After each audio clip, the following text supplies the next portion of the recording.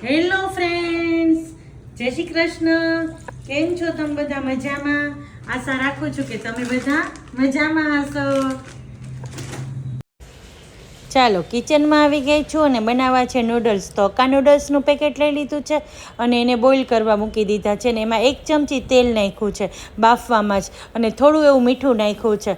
હવે જો બફાય છે અને એને બફાતા વાર નથી લાગતી ત્યાં આપણે વેજીટેબલ કટ કરી લઈએ.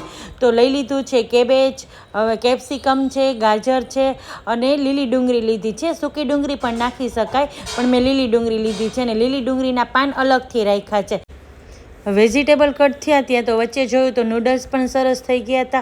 હવે એને કાઢી લઉં છું અને એના ઉપર આપણે ઠંડુ પાણી નાખવાનું હોય છે, એટલે શું નૂડલ્સ એકદમ ઠંડા થઈ જાય તો એકબીજાને ચીપકે નહીં, એટલા માટે. હવે ઠંડુ પાણી ઉપરથી નાખી દીધું છે અને નૂડલ્સને ઠંડા કરવા મૂક્યા છે. હવે તેલ મૂક્યું છે ત્યાં પહેલાં શાકભાજી સાતળી લઈએ, ત્યાં સરસ નૂડલ્સ પણ ઠંડા થઈ જશે.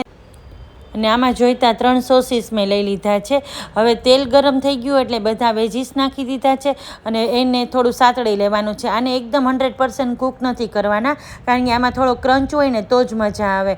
હવે જો વેજીસને થોડું એવું કૂક થઈ ગયું એટલે મેં નાખ્યો છે મસાલો.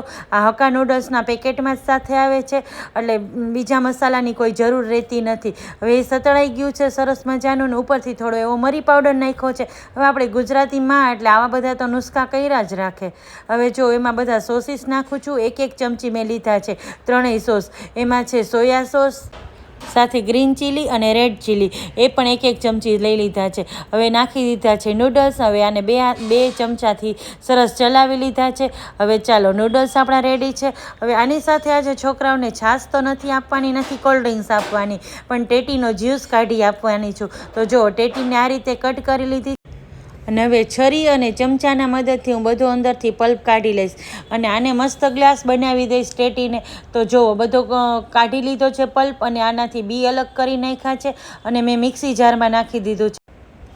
વાનો છે ને ઘણા લોકો શેક પણ બનાવતા હોય છે દૂધ નાખીને, પણ હું તો જ્યુસ જ બનાવવાની છું. અને ઘણા એવું કહેતા હોય કે ફ્રૂટ અને દૂધ વિરુદ્ધ આહાર છે, પણ અમે તો શેક બનાવીએ જ છીએ. પણ આજે હું જ્યુસ બનાવું છું. જો કે ટેટીનો શેક નથી બનાવતા, પણ આ ચીકુ શેકની એની વાત કરું. હવે જ્યુસમાં મેં ખાલી આઈસ જ નાખ્યો હતો અને સંચર પાવડર, એટલે જ્યુસ સરસ રેડી છે. ચાલો, નૂડલ્સ પીરસી લીધા, એમાં ઉપરથી લીલી ડુંગળીના પાન નાખી દીધા છે ને મસ્ત મજાના નૂડલ્સ રેડી. હવે જ્યુસ આપણે લઈ લઈએ. તો જ્યુસ જો આ રીતે ગ્લાસ બનાવ્યો છે ટેટીનો, તો એમાં થોડો એવો આઈસ નાખું છું ને બીજું કાંઈ જ નહીં, કારણ કે બધું નાખી દીધું હતું. ચાલો, જ્યુસ તૈયાર છે અને ગરમા ગરમ નૂડલ્સ. આવી હતી ડિનર થાળી.